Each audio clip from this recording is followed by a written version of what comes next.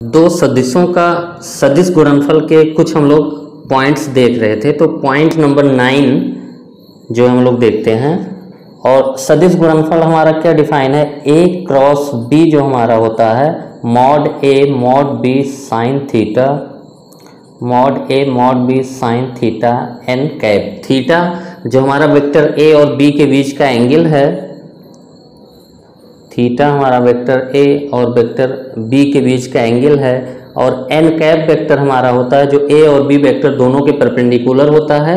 और दिशा निकालने के लिए हम लोग क्या करते हैं, ए की दिशा में अपना राइट हैंड जाके और फिंगर को बी की तरफ मोड़ते हैं। अंगूठे की दिशा हमारा ए क्रॉस बी की दिशा देती है, यानी एन कैप की दिशा ही हमारा क्या होता है, ए क्रॉस बी की दिशा।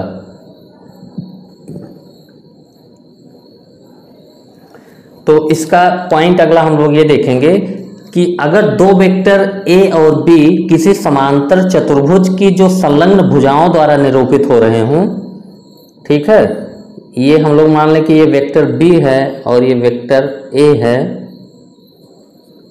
इन दोनों के बीच का कोण थीटा है। तो वेक्टर ए और वेक्टर बी को संलग्न भुजा मानते हुए जो समांतर चतुर्भुज बनेगा, इस समांतर चतुर्भुज का क्षेत्रफल होता है ए क्रॉस बी वेक्टर का मॉडुलस। यही पॉइंट हम लोग पहले लिखेंगे फिर प्रूव करेंगे। ए पॉइंट मान लेते हैं, B point, C point, D point. तो सबसे पहले हम लोग लिखते हैं पॉइंट अपना, यदि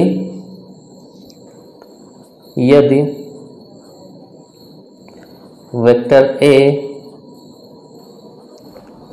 और वेक्टर बी, या वेक्टर ए और वेक्टर बी समांतर चतुर्भुज की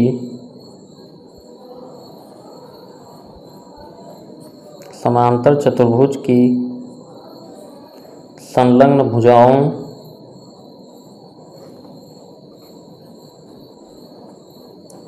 को निरूपित करते हैं,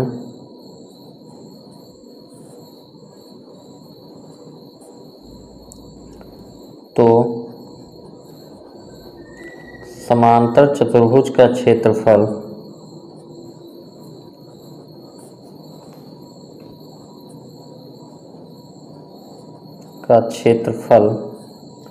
ए क्रॉस बी वेक्टर का मॉडुलस के रूप में प्राप्त होता है।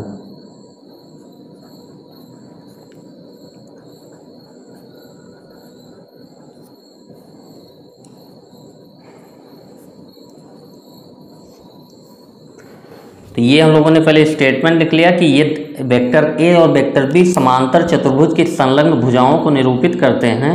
तो जो समांतर चतुर्भुज बनेगा उसका क्षेत्रफल हमारा होता है ए क्रॉस बी वेक्टर का मॉडुलस। तो इसका प्रूफ हम लोग सिंपल सा देख लेते हैं। यहाँ से हम लोग इस पे जो है लंब ड्रा कर देते हैं, परपेंडिकुलर ड्रा करते हैं, और इस पॉइंट को हम लोगों ने नाम दे दिया ई। तो यहाँ पे हम लोग देखें कि समांतर यहाँ पे जो AD लेंथ होगा,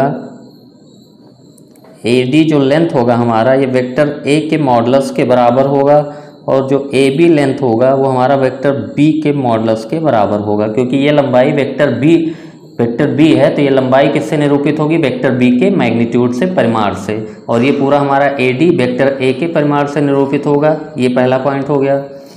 अब हम लोग निकालना चाहते हैं इस समांतर चतुर्भुज ABCD का क्षेत्रफल। तो समांतर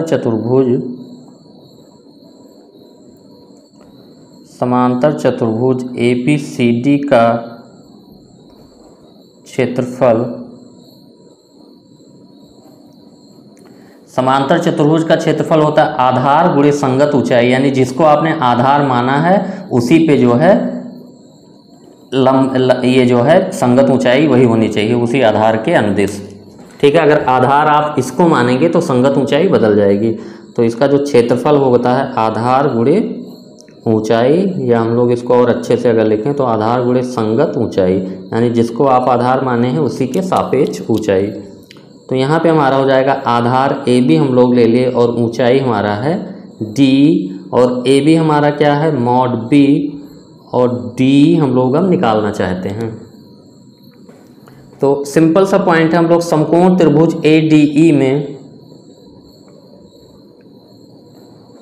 समकोण त्रिभुज ADE में साइन थीटा बराबर हमारा होता है लंब बटा कर्ण, और थीटा के सामने वाला लंब होता है तो ये हमारा लंब हो जाएगा, और 90 के सामने वाला कर्ण तो ये हमारा कर्ण हो जाएगा। तो साइन थीटा बराबर लंब बटा कर्ण यानी DE बटा AD, यहाँ से तिरछा गुणा करें तो DE बराबर हमारा आ गया AD साइन थीटा। तो DE बराबर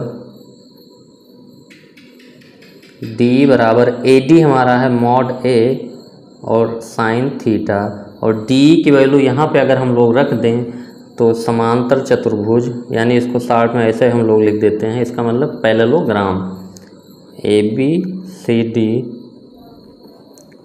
का क्षेत्रफल बराबर मॉड B इंटू DE बराबर है मॉड A साइन थीटा, और मॉड B साइन थीटा हमारा क्या होता है, A क्रॉस B वेक्टर का मॉडुलस होता है। तो ये सिंपल सा इसका प्रूविंग है, क्योंकि A क्रॉस B हमारा होता है mod A mod B sine theta n cap एकांक सदिश है, तो इसकी वैल्यू 1 हो जाएगी मैग्नीट्यूड। तो mod A mod B sine theta हमारा A क्रॉस B का मॉडुलस हो जाएगा। यहीं पे अगर हम लोग ये लिखना चाहें तो लिख सकते हैं A क्रॉस B का मॉडुलस हो जाएगा हमारा mod A mod B sine theta, क्योंकि n कैप का मॉडुलस 1 हो जाएगा। तो समांतर चतुर्भुज का क्षेत्रफल हमारा क्या आ गया, modulus of vector A cross B। तो ये सिंपल सी प्रूविंग है।